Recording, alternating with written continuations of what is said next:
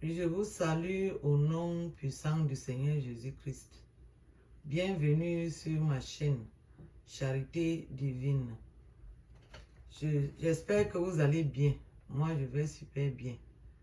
Je m'appelle Maman Marie. Aujourd'hui, nous allons parler, je vais vous parler des fontanelles. Qu'est-ce qu'on appelle les fontanelles chez le bébé? Les fontanelles sont des membranes qui recouvrent les parties du crâne non ossifiées du nouveau-né.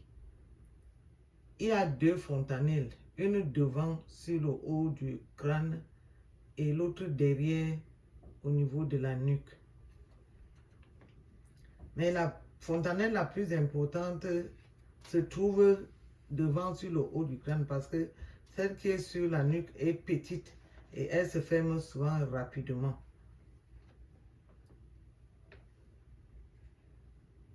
C'est pour cela qu'aujourd'hui, je vais donc parler de la fontanelle qui est au-dessus du crâne du nouveau-né.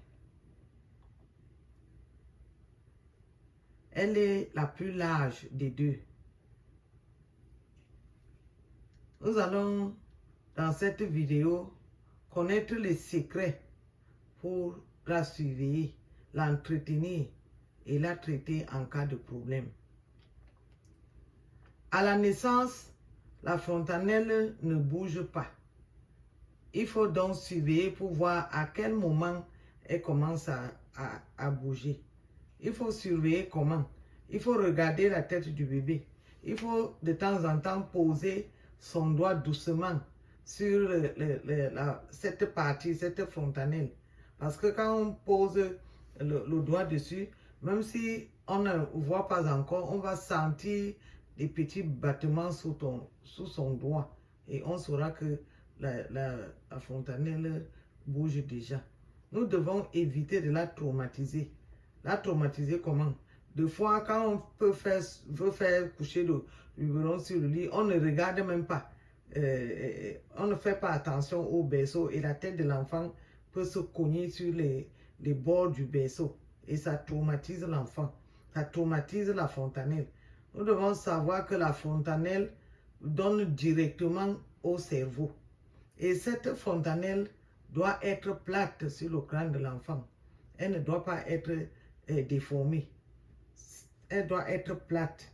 Donc voilà, on doit surveiller, voir est-ce que la fontanelle bouge déjà? Est-ce que la fontanelle est plate? Est-ce qu'elle est bombée? Est-ce qu'elle est creusée sur la tête de l'enfant? Autant de choses qui doivent attirer notre attention. La fontanelle du bébé doit normalement commencer à bouger à partir de 1 mois de naissance. Elle va taper sur le doigt, à peu près comme le battement du cœur que tu peux sentir quand tu poses la main sur ta poitrine au niveau du cœur. Si on prête vraiment attention, on peut voir ces battements. On peut voir au niveau de ce petit trou, cette membrane qui se soulève, qui bouge. Et si on ne voit pas, on peut poser le doigt dessus doucement pour voir si cette partie, si on la sent, si on sent ces petits bruits. Si à 1 mois de naissance, la fontanelle ne bouge pas, nous devons commencer à mettre régulièrement sur cette partie l'huile de palmiste noire qu'on appelle vulgairement le manyanga. On doit mettre dessus à même la membrane, à même le crâne. Chaque jour, on doit faire cela. Chaque fois qu'on a lavé la tête de l'enfant, on doit mettre cette huile. C'est un secret et ça marche vraiment. Parce que quand on commence à mettre cela, nous allons voir la fontanelle de l'enfant commencer à bouger. La fontanelle de l'enfant qui ne bouge pas peut signifier une maladie plus ou moins grave chez le nourrisson. Cette maladie est vulgairement appelée fontanelle, du nom de cette partie. Elle peut se manifester par les pleurs excessifs du bébé, car il a mal à la tête, comme nous pouvons souvent avoir le mal de tête. Il peut avoir la diarrhée, une diarrhée verdâtre. Les selles sont verdâtres. La fontanelle qui ne frappe pas peut par exemple s'affaisser ou bomber. Dans le cas où la fontanelle est bombée, l'enfant va avoir une forte fièvre. Il peut s'agir en ce temps-là d'infections comme la méningite par exemple, ce qui est une urgence. Et il faudra vite amener l'enfant chez le pédiatre pour que le pédiatre puisse prendre soin de lui. Lorsque la fontanelle s'affaisse, cela peut aussi être signe d'une maladie comme la déshydratation.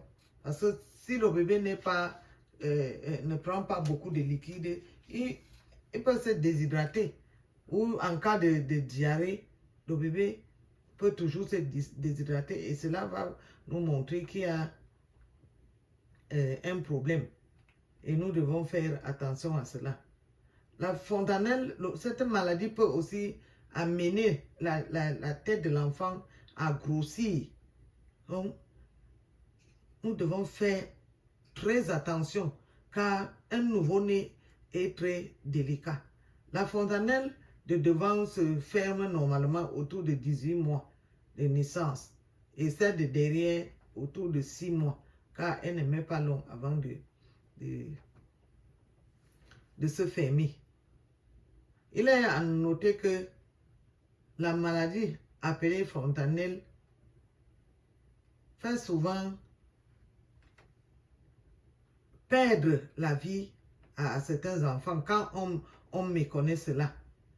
Parce que c'est une maladie très grave. Du moment où la fontanelle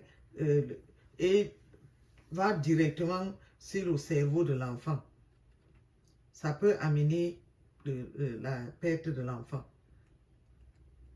Il y a des mamans au village qui savent traiter cette maladie, qui savent reconnaître cette maladie. Donc, si c'est des cas qui ne sont pas graves, nous pouvons faire recours à ces mamans qui connaissent les herbes. Parce que vous savez bien qu'en Afrique, les herbes comptent beaucoup. Et les herbes soignent beaucoup. Et les herbes aident beaucoup. Donc, il y a beaucoup de choses que les mamans, les grands-mères du village peuvent intervenir. Et cela marche vraiment. Alors, je crois que nous n'allons plus ignorer ce qu'on appelle la fontanelle. Nous n'allons plus ignorer comment, à quel moment la fontanelle de notre bébé doit commencer à battre. Et si elle ne bat pas à ce moment-là, nous devons commencer à nous inquiéter et chercher des solutions à cela. Chère maman, chère future maman, nous sommes à la fin de cette vidéo. Je vous prie de la liker, surtout de la partager pour faire connaître ces conseils aux mamans, surtout les jeunes filles qui ne savent pas beaucoup de choses sur l'entretien de l'enfant. Vous pouvez aussi vous abonner à ma chaîne et activer la cloche de notification pour ne pas rater les vidéos que je mets en ligne. Merci beaucoup de m'avoir suivi. Soyez bénis. Bye bye et à la prochaine vidéo.